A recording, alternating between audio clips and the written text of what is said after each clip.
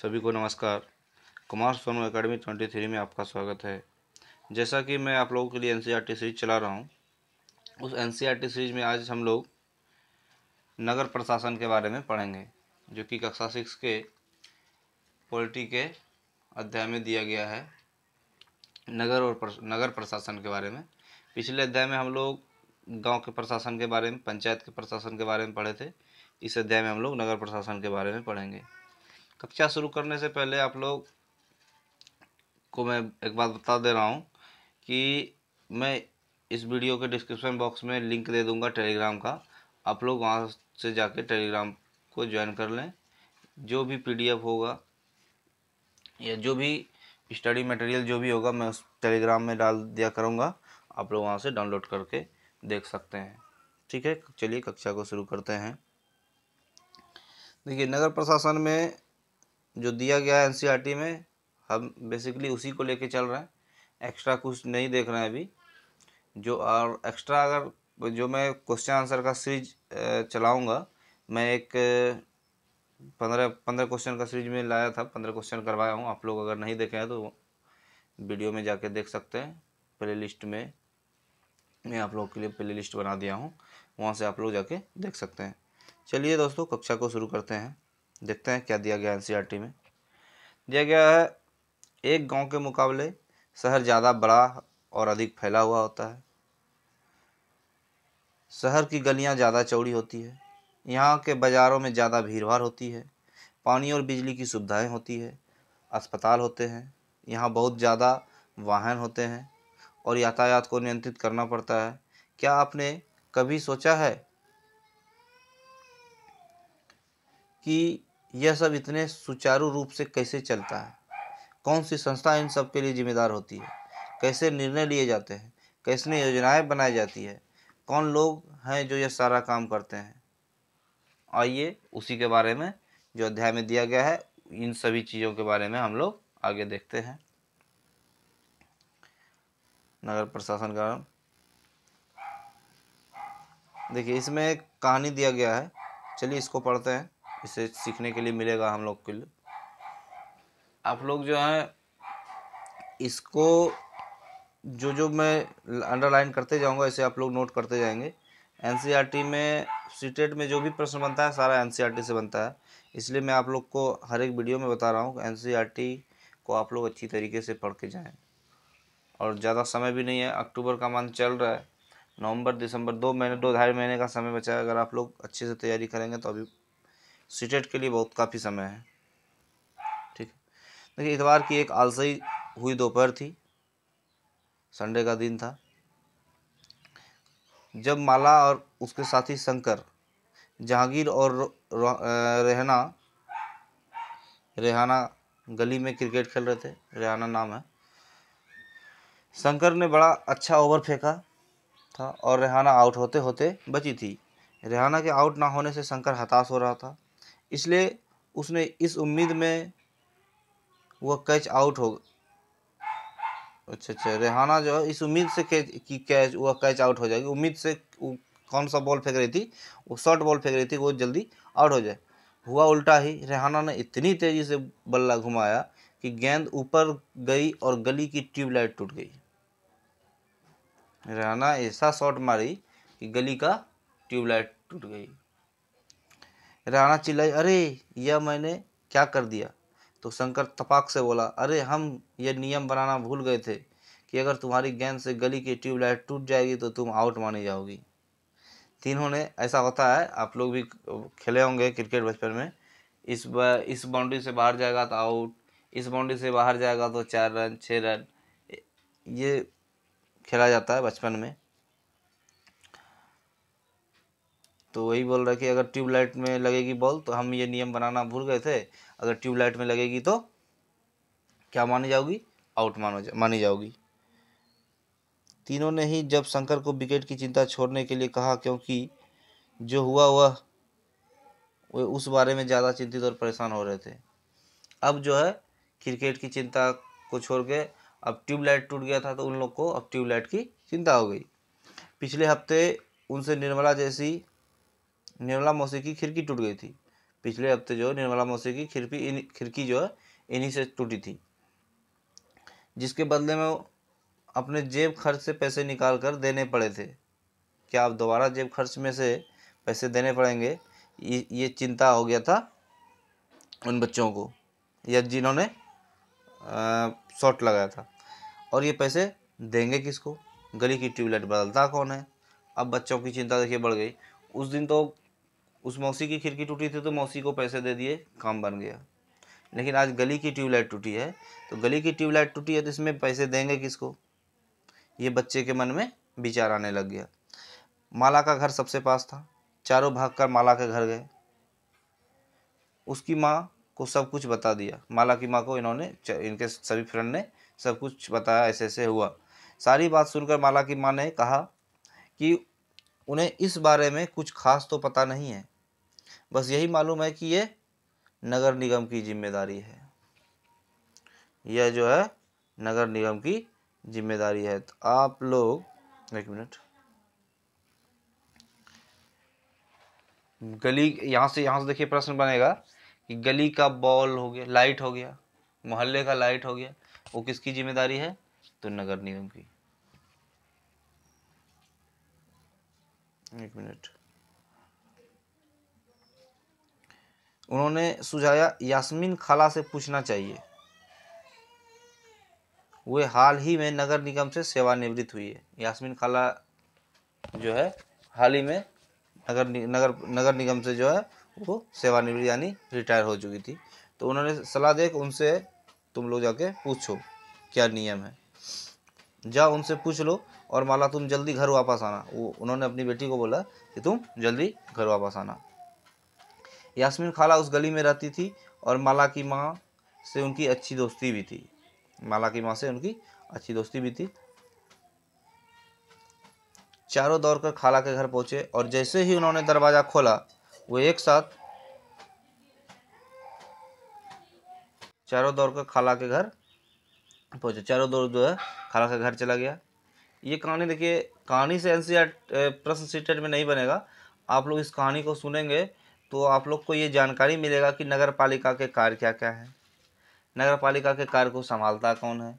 ये सब चीज़ें इस कहानी में दिया गया है, इसलिए मैं आप लोग को इस कहानी को पढ़ के सुना रहा हूँ। आप लोग ध्यान से देखेंगे तो आप लोग जो है थोड़ा धैर्य रखें, वीडियो को पूरा देखा करें, तभी आपको समझ में आएगा। थोड़ा सा देख लिए, आप लोग स्किप करके देख लेते हैं, तुरंत जज कर लेते हैं। जज नहीं करना, आप लोग वीडियो को पूरा देखें। यास्मीन खाला के घर चारों दोस्त पहुंच गए। उन्होंने दरवाज़ा खोला, वो एक साथ पूरा किस्सा, अच्छा एक मिनट, कहाँ थे हम लोग। चारों दौड़ कर खाला के घर पहुंचे। जैसे ही उन्होंने दरवाज़ा खोला, वो एक साथ पूरा किस्सा सुनाने लगा। यास्मीन खाला ने जैसे ही दरवाज़ा खोला, चारों ने क्या कर दिया, चारों किस्सा सुनाने लगा कि ऐसा ऐसा हुआ। तो यास्मीन खाला ने इन सब का जो है जवाब सुन करके हंसने लगी, जोर से हंस पड़ी। बोली, कोई एक व्यक्ति नहीं है जिसको तुम पैसा दे सकते हो, एक बहुत बड़ी संस्था होती है नगर निगम। ये जो है एक संस्था होती है जिसको नगर निगम कहते हैं। यह सड़कों पर रोशनी, देखिए यहाँ से प्रश्न बनेंगे, स्टेटमेंट वाले प्रश्न में पूछे जाएंगे नगर निगम के कार्य क्या क्या है। तो देखिए, यह सड़कों पर रोशनी की व्यवस्था कौन करता है, नगर निगम। कूड़ा इकट्ठा करना, पानी की सुविधा उपलब्ध कराना, और सड़कों और बाज़ारों की सफाई करना, ये सब सारे किसके काम है, नगर निगम के काम है। देखिए यहाँ से एक प्रश्न बनेगा आप लोग का, इसलिए मैं आपको बताया कि कहानी को पूरा पढ़ेंगे तो जो भी इससे प्रश्न बनेंगे मैं आप लोग को बताऊंगा, आप लोग इसे नोट कर लेंगे। देखिए, नगर निगम का जो भी कार्य है, सड़कों पर रोशनी की व्यवस्था करना, कूड़ा इकट्ठा करना, शहरों की सफाई करना, बाज़ारों की सफाई करना, जो भी है ये सारे नगर निगम के कार्य, जो भी एनसीईआरटी में दिया गया आप लोग इसे नोट कर लेंगे। ठीक है, नेक्स्ट देखिए। माला बोली, हाँ हाँ, एक मिनट। माला बोली, हाँ हाँ, मैंने नगर निगम के बारे में सुना है। माला को नगर निगम के बारे में थोड़ी बहुत जानकारी थी। तो मैंने शहर में बोर्ड देखे हैं जो नगर निगम द्वारा लोगों को मलेरिया के बारे में बताने के लिए लगाए जाते हैं। देखिए, नगर निगम द्वारा स्वस्थ रहने के लिए भी जानकारियाँ दी जाती है। अस्पताल आगे जो भी कार्य दिया गया है, अस्पतालों को भी अच्छी तरीके से या कि जो भी लोग हैं वहाँ के, उनकी अच्छी तरीके से स्वास्थ्य का ध्यान रखा जाए। ये सब सारे कार्य नगर निगम के हैं। मैंने शहर में बोर्ड देखे हैं जो नगर निगम द्वारा लोगों को मलेरिया बन, ये तो हो गया। खाला बोली तुम बिल्कुल सही कर रही हो, नगर निगम का काम यह सुनिश्चित करना भी है कि शहर में बीमारियां ना फैले, और वहाँ ये जो स्कूल स्थापित भी करता है। देखिए यहाँ पे शहर में बीमारियां ना फैले, ये जो नगर निगम क्या करता है, स्कूल भी व्यवस्थापित करता है, यानी स्थापित करता है। और देखिए, और उन्हें चलाता भी है। शहर में दवा खाने और अस्पताल चलाता है। सब नगर निगम के कार्य आप लोग नोट करते जाएंगे। यह बाग बगीचों का रख रखाव भी करता है। उन्होंने आगे जोड़ा, हमारा पुणे शहर बहुत ही बड़ा शहर है, और यह नगर, देखिए पुणे शहर के बारे में इसमें खास दिया गया है। पुणे शहर में जो है प्लेग फैला हुआ था तो उस समय बहुत सारे लोग वहाँ बीमार हो गए थे, बहुत सारे लोग की मृत्यु हो गई थी, बहुत सारे लोग ऐसे थे जिन्हें शहर छोड़ना पड़ गया था। इसलिए पुणे शहर के बारे में चर्चा, वही कारण वही था कि शहरों की सफाई नहीं रखना। लोग जहाँ तहाँ इकट्ठा कूड़े फेंक देते थे, सड़कों पे, गलियों में, कहीं भी जहाँ मिले वहीं कचरे फेंक दिए, नालों में। तो इसलिए वहाँ जो एक बीमारी फैला था प्लेग, तो इसके लिए उसके बारे में, पुणे शहर के बारे में चर्च किया गया है। हमारा पुणे शहर बहुत ही बड़ा शहर है, और यह नगर प्रशासन चलाने वाले संस्था को नगर निगम कहते हैं। यानी नगर का प्रशासन जो चलाता है उस संस्थान को क्या कहते हैं, नगर निगम कहते हैं। अगर आपसे पूछ लिया जाए नगर निगम कैसे, एक मिनट, नगर प्रशासन चलाने वाले संस्थान को नगर निगम कहते हैं। छोटे कस्बे में से नगर पालिका कहते हैं। जहाँ छोटा कस्बा होगा उसे यहाँ क्या कहेंगे, नगर पालिका कहेंगे। ठीक है, क्या आप नगर पालिका कार्य की सूची बनाने में संघर्ष की मात्रा से आप लोग सूची बना सकते हैं। यहाँ पे 1 2 3 4 जो भी दिया गया आप लोग बना सकते हैं। इसमें कोई जो भी कार्य आप लोग लिख सकते हैं, लेकिन ये आप लोगों के लिए है नहीं, आप लोग नोट कर लेंगे अपने कॉपियों में जो मैं अंडरलाइन किया। निगम पार्षद एवं प्रशासनिक कर्मचारी दिया गया। इस प्रशासनिक कार्यकारी के बारे में देखते हैं क्या दिया गया है इसमें। यास्मीन खाला, मुझे बड़ी उत्सुकता हो रही है कि यह फैसला लेता कौन है। बच्चे लोग को अभी ये इस नगर निगम के बारे में जानने के लिए बहुत ही उत्सुक हो रहे थे। यही बच्चा लोग बोल रहा है मुझे बहुत उत्सुकता हो रहा है कि ये फैसले लेते कौन है, पार्क कहाँ बनाया जाए। जब आप नगर निगम में काम करती थी तो क्या ऐसे मज़ेदार निर्णय भी लेने पड़ते थे। रेहाना ने पूछा। खाला ने जवाब दिया, नहीं रेहाना, मैं तो नगर निगम में लेखा विभाग यानी अकाउंटेंट में थी। कौन कही, खाला ने कही। बस लोगों की मासिक तनख्वाह की पर्चियाँ बनाती थी।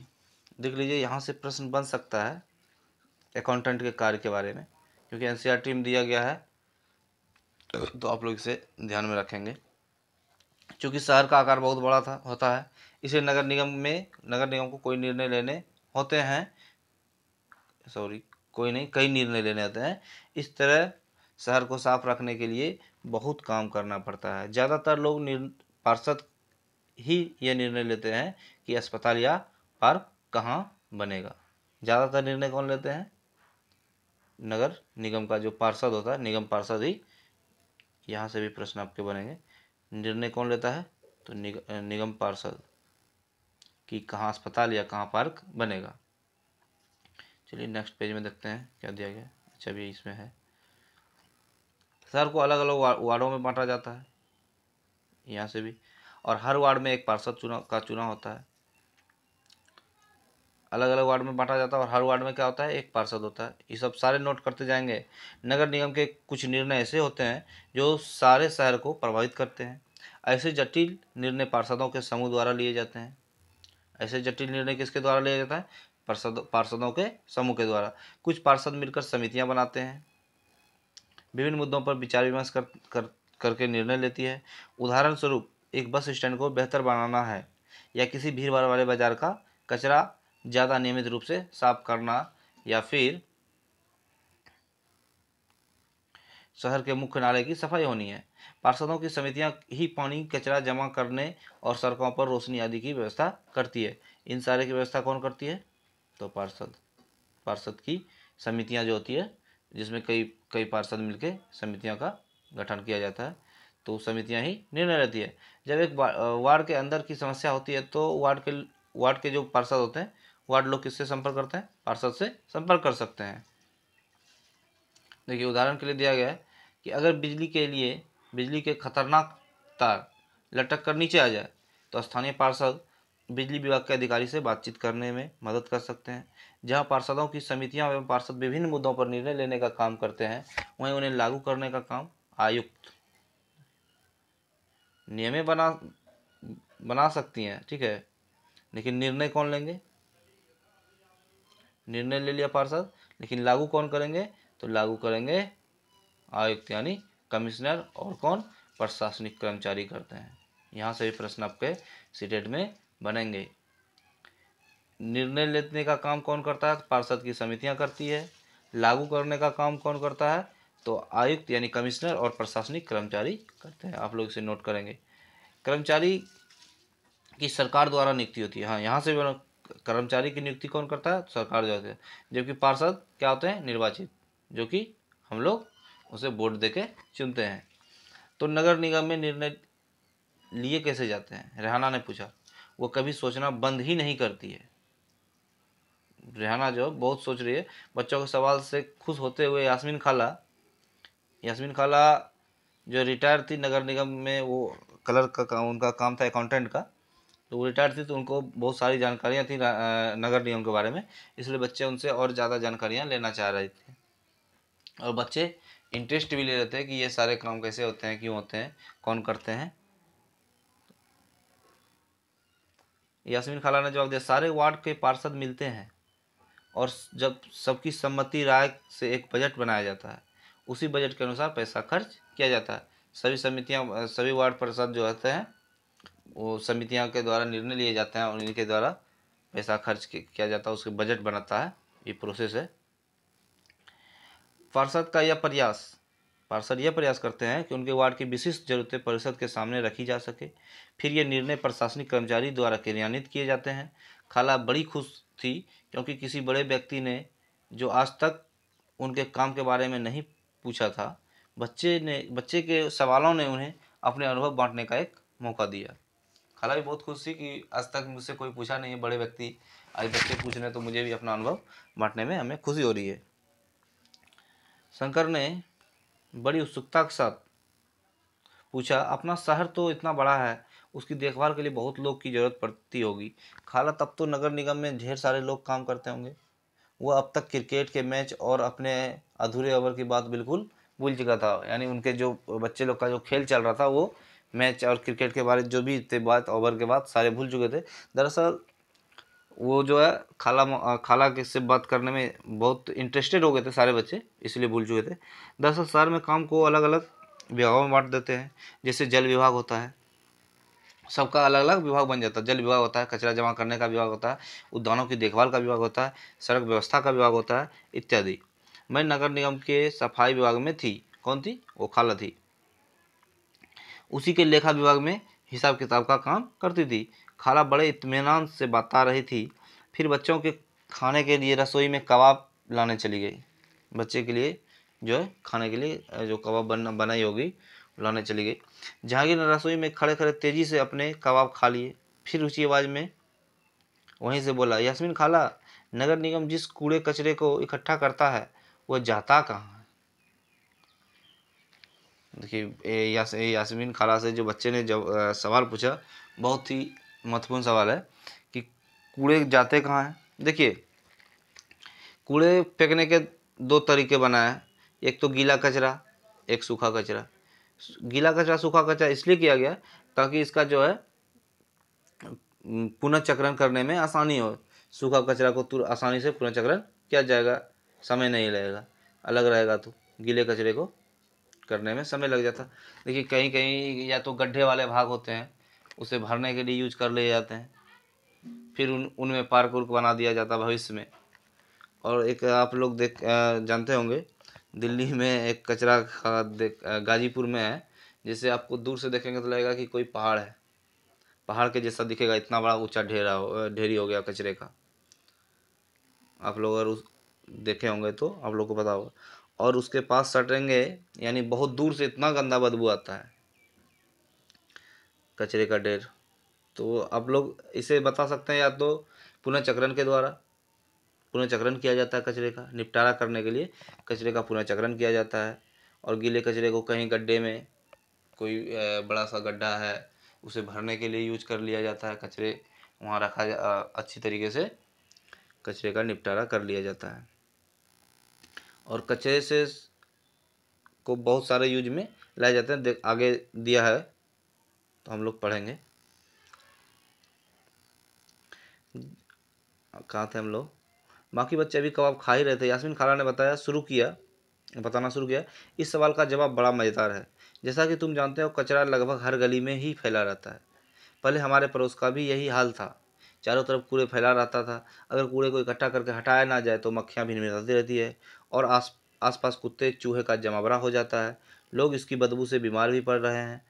एक और बुरी बात यह थी कि बच्चे ने गली में क्रिकेट खेलना छोड़ दिया था, क्योंकि उनके घर वाले, यहाँ देख लेते हैं, अच्छा यहाँ से प्रश्न बनेगा, बता दें।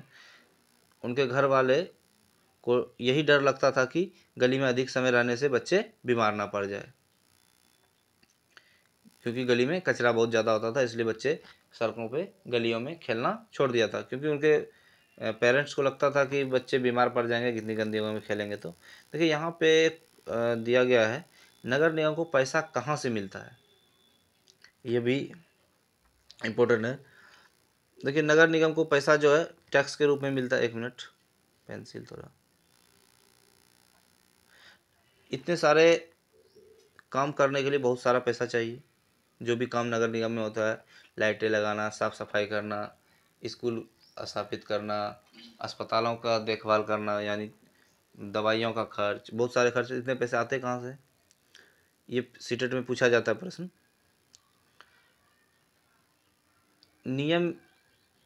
निगम यह राशि अलग अलग तरीकों से इकट्ठा करता है। इस राशि का बड़ा भाग लोगों द्वारा दिए गए टैक्स से आता है। कर यानी इसे इंग्लिश में टैक्स कहते हैं। लोगों द्वारा दिए गए कर से आता है। कर वह राशि है जो लोग सरकार द्वारा उपलब्ध कराई गई सुविधाओं के लिए सरकार को देते हैं। सरकार जो हम लोगों के लिए, आम पब्लिकों के लिए उपलब्ध कराती है, तो हम लोग उसमें सरकार को टैक्स देते हैं। तो यहीं से जो है ये पैसे का इकट्ठा होता है। यानी हम लोग जैसे मान लीजिए उदाहरण के रूप में सड़क पे चलते हैं बाइक से या किसी सी से चल रहे हैं, बाइक वाले टैक्स देते हैं इंश्योरेंस के रूप में, रोड टैक्स देते हैं। इंश्योरेंस कराने के टाइम में आप लोग को रोड टैक्स देना पड़ेगा। 4 व्हीलर वाले, ट्रक वाले, और अगर जिनका इनकम, कई लोग इनकम टैक्स देते हैं। ये जो भी जितने भी प्रकार के कर के बहुत प्रकार हैं, जितने भी प्रकार के कर आते हैं, यानी कहने का मतलब सरकार के पास पैसे आते कहाँ से?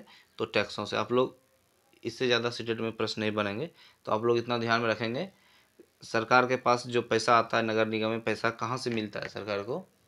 तो सरकार ऐसे अपने घर से थोड़ी खर्च करते हैं, हम लोग का ही पैसा यूज करते हैं।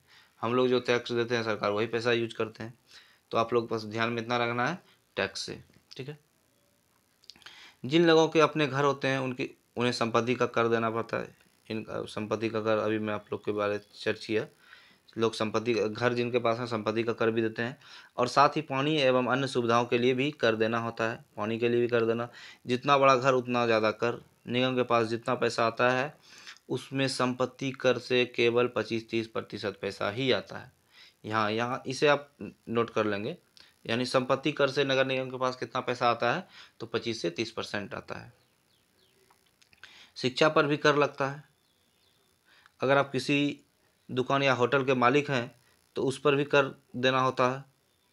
अगली बार जब आप सिनेमा देखने जाइएगा तो टिकट पर ध्यान से देखिएगा, हमें मनोरंजन के लिए भी कर देना पड़ता है। यानी कुल मिला के हम लोग कह सकते हैं जितने भी सारे हम लोग यूज कर रहे हैं सभी में कर रहे हैं। आप एक कपड़े खरीदिएगा तो उसमें भी कर है। कुछ भी डेली यूज में जो भी सामान आप खरीद रहे हैं सारे में कर है। तो पैसे सरकार को, लेकिन हाँ पैसे जो है संपत्ति कर से कितना मिल रहा है? तो 25 से 30%, इसे आप लोग ध्यान में रखेंगे। यहाँ से हो सकता है सीडेड पर्सन बनाए। इस तरह अमीर लोग संपत्ति कर देते हैं, वहीं जनसंख्या का बड़ा हिसाब समान तरह से अधिक कर देता है। ठीक है। लोगों का विरोध, देखिए ये जो है सूखा कचरा है, तो इसे पुनर्चक्रण करने में आसानी होती है, यानी रिसाइकल के बारे में तो जानते होंगे। इसे फिर गला के फिर लोहे में का जो यूज होगा उसको करेंगे, या प्लास्टिक होगा, या जो भी मेटल होगा यूज करते हैं। लोगों का विरोध, यास्मीन खाला ने अपनी बात जारी रखी। मोहल्ले की औरतें इन सबसे बड़ी नाराज़ थी। वे सलाह लेने मेरे पास भी आई। मैंने उन्हें कहा कि मैं विभाग के किसी अधिकारी से इस मामले में बात करने की कोशिश करूंगी, मगर मैं भी निश्चित तौर पर यह बात नहीं कर सकती थी कि इसमें कितना समय लगेगा। इस पर गंगाबाई ने बताया कि हमें अपने वार्ड के पार्षद के पास इस समस्या को लेकर जाना चाहिए। आखिर वोट देकर उसे हमने चुना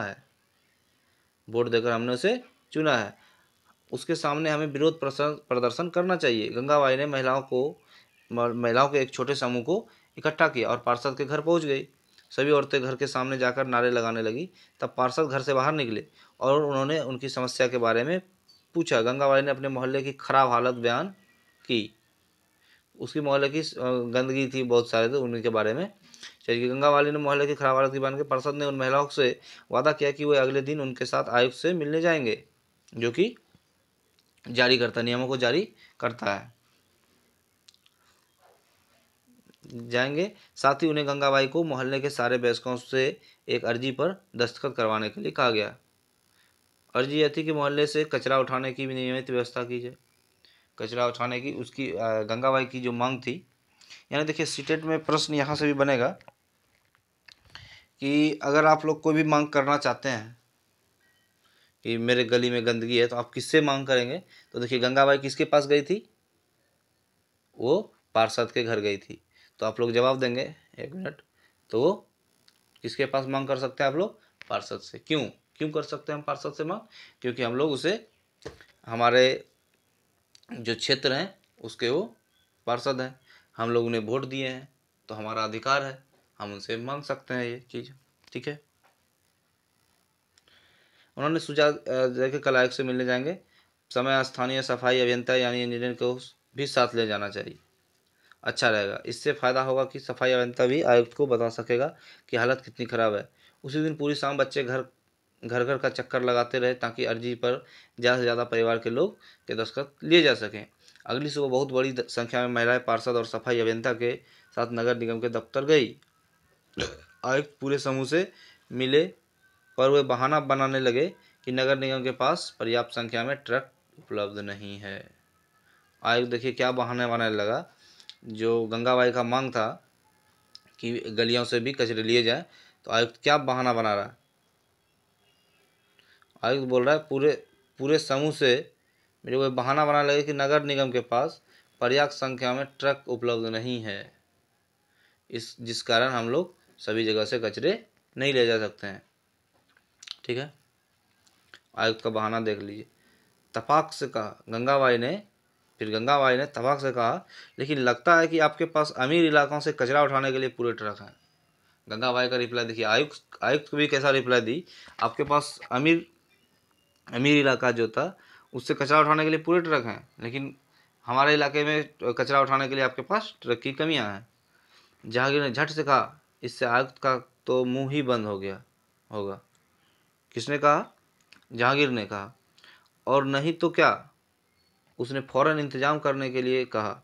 यास्मीन खाला ने बताया कि गंगाबाई ने आयुक्त को चेतावनी दी कि अगर 2 दिन के अंदर काम नहीं हुआ तो नगर निगम के सामने बहुत बड़ी संख्या में महिलाएं धरने पर बैठ जाएंगी। चेतावनी भी दी गंगाबाई। देख सकते हैं आप लोग महिलाएं क्या करती हैं।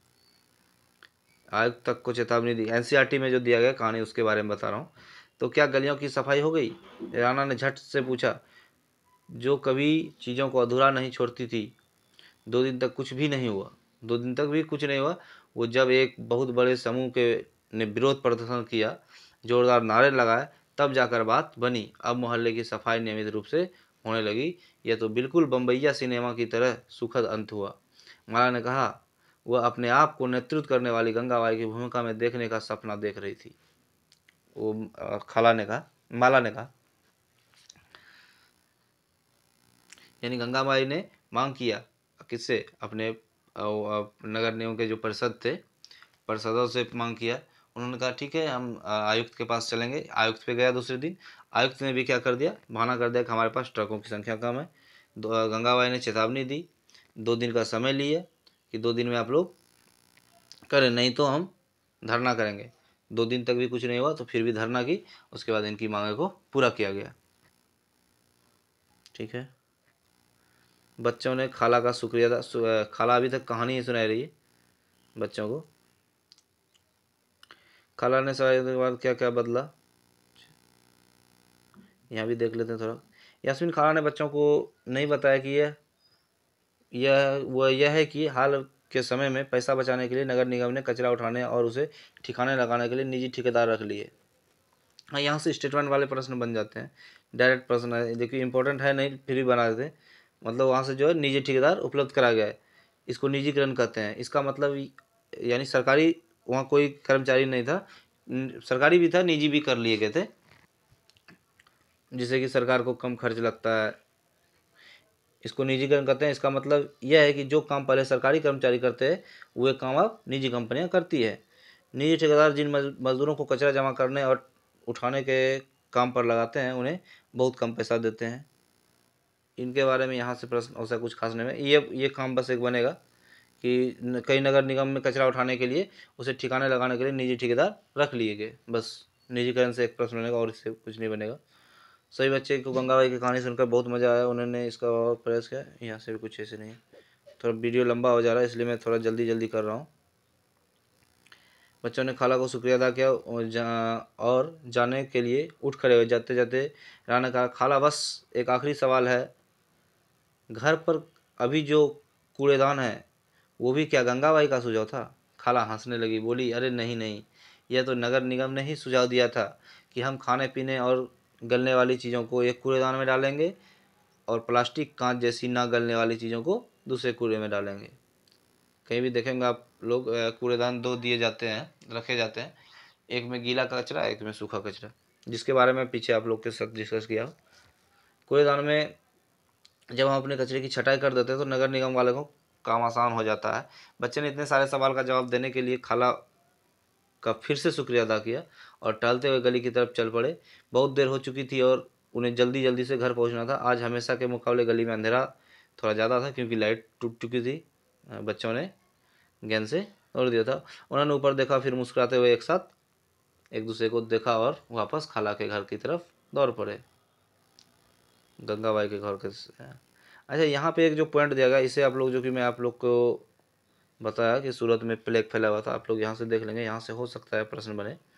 1994 में सूरत शहर में भयंकर प्लेग फैला हुआ था। सूरत भारत के सबसे गंदे शहर में एक था। 1994 में भारत के सबसे गंदे शहरों में एक था सूरत। लोग घरों और होटलों का कचरा पास की नली में, सड़क पर फेंक देते थे। इससे सफाई कर्मचारी को कूड़ा कचरा उठाने तथा उसे ठिकाने लगाने में काफ़ी मुश्किलें होती थी। ऊपर के नगर निगम अपना काम नियमित रूप से नहीं कर रही थी।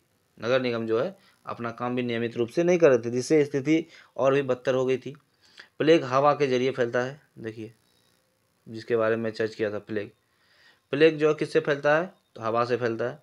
लोग को प्लेग हो जाए तो उन्हें दूसरों से अलग रखना पड़ता है, एक तरह से मान लीजिए वायरस वाला बात होगी।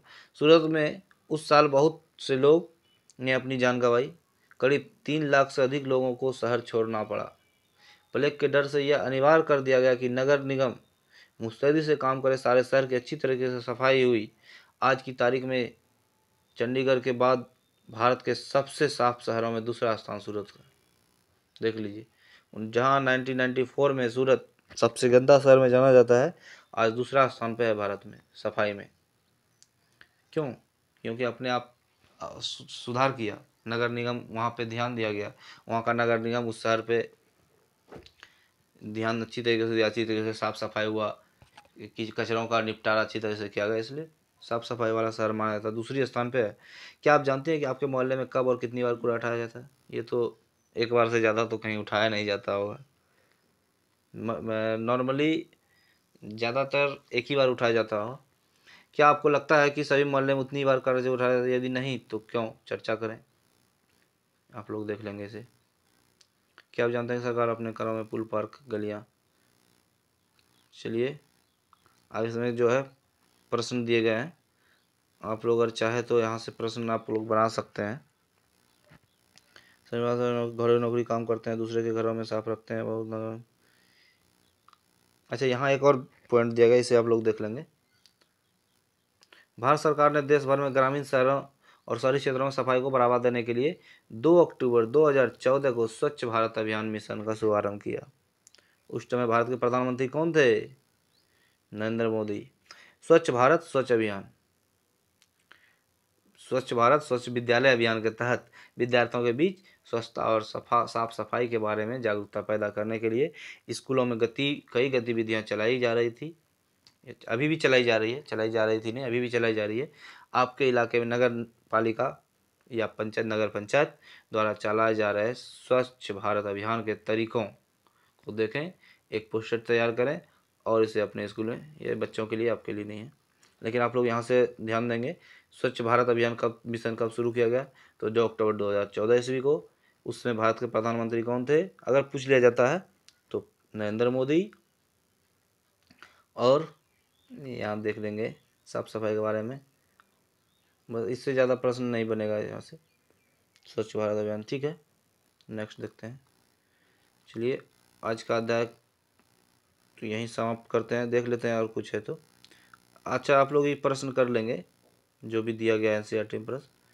अगर किसी को कोई डाउट होता है प्रश्न को सॉल्व करने में, तो आप लोग कमेंट करके हमसे पूछ सकते हैं, मैं आप लोग को बताऊंगा, ठीक है। अगर प्रश्न को भी करवाएंगे तो वीडियो और ज़्यादा लंबी हो जाएगी, ठीक है। कक्षा को यहीं समाप्त करते हैं।